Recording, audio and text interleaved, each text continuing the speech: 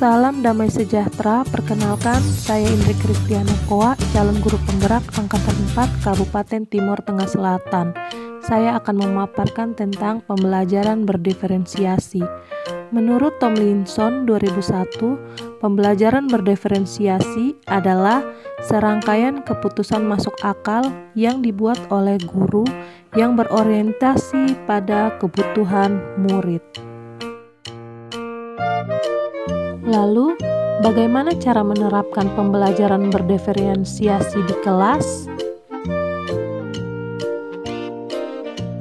Nah, pembelajaran berdiferensiasi dapat dilakukan sebagai berikut.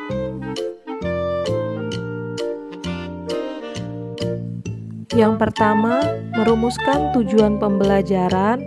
Yang kedua, memetakan kesiapan minat dan profil belajar murid. Yang ketiga, melakukan diferensiasi konten, proses, dan diferensiasi produk. Yang keempat, melakukan evaluasi melihat sejauh mana kesiapan belajar murid. Dan yang terakhir, menciptakan suasana yang kolaboratif dan positif. Lalu, bagaimana pembelajaran berdiferensiasi dapat membantu memenuhi kebutuhan belajar murid untuk mencapai hasil yang optimal? Yang harus kita lakukan adalah mengidentifikasi kebutuhan belajar murid yang dilihat dari kesiapan belajar murid, minat belajar murid, maupun profil belajar murid. Nah, kesiapan belajar murid itu bisa dilihat dari equalizer kesiapan belajar murid.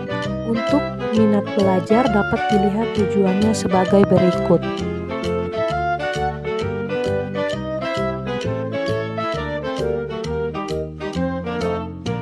Nah, hal-hal yang perlu diperhatikan dalam profil belajar murid sebagai berikut.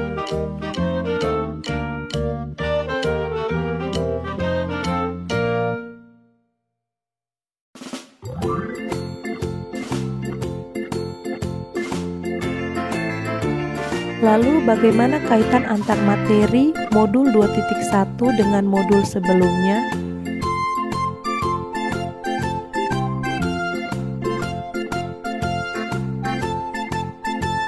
Yang pertama, pembelajaran berdiferensiasi dapat mewujudkan merdeka belajar sesuai dengan filosofi Ki Hajar Dewantara.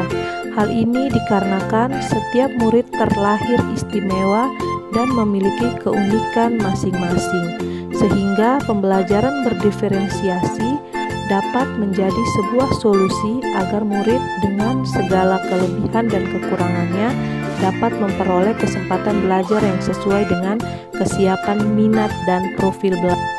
Kemudian, pembelajaran berdiferensiasi akan dapat terwujud apabila guru penggerak telah memiliki nilai guru penggerak dan mampu menerapkan peran guru penggerak.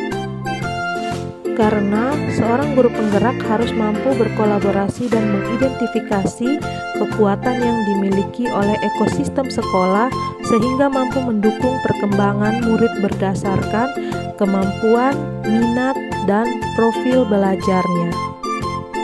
Pembelajaran berdiferensiasi membutuhkan lingkungan belajar yang positif, yakni lingkungan di mana guru mampu menjadi manajer yang baik sehingga pembelajaran yang terjadi menjadi efisien dan tidak semeraut.